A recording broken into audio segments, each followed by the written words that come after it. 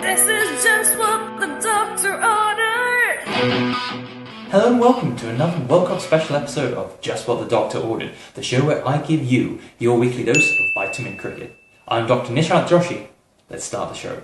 This is just what the doctor ordered. First up this week, and there's been a bit of an outcry as the world finally wakes up to the fact that the ICC is racist.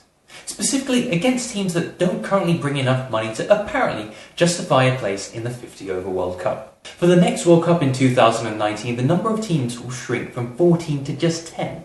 Now, I'm not one to pick on semantics, but surely in a World Cup, the whole idea is to have teams from, all around the world, not just the places that bring in the most money.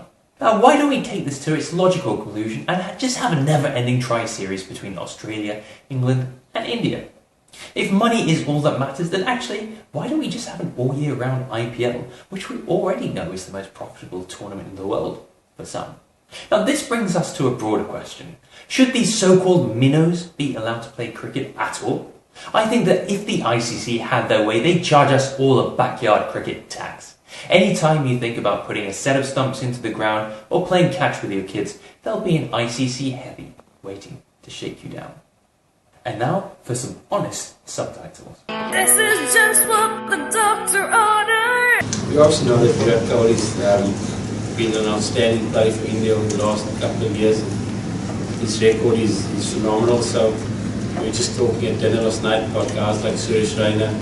They've got a seriously good batting lineup. For us to, I don't think it's South African style to target one individual player. It's not the way we go about our stuff. Look, I think there are 4 or 5 players that have been part of previous World Cup campaigns. In terms of coaching staff, no one, I don't think. Alan. Oh, shit. I'll never get Alan. Sorry. Look, it's something that John talking specifically about the player. Yeah. Our next story this week comes courtesy of the World Cup clash between India and Pakistan. Now, India came out on top by 76 runs, extending their win streak against Pakistan in World Cups to 6-0. But the real clash came after the game. Today's top story now, and a massive brawl between cricket fans at an RSL in Sydney's West. And we have exclusive pictures. You're looking at them now.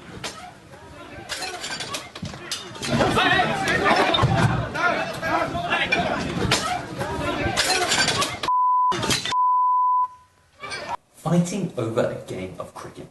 It will never cease to amaze that people get so wound up over a cricket match.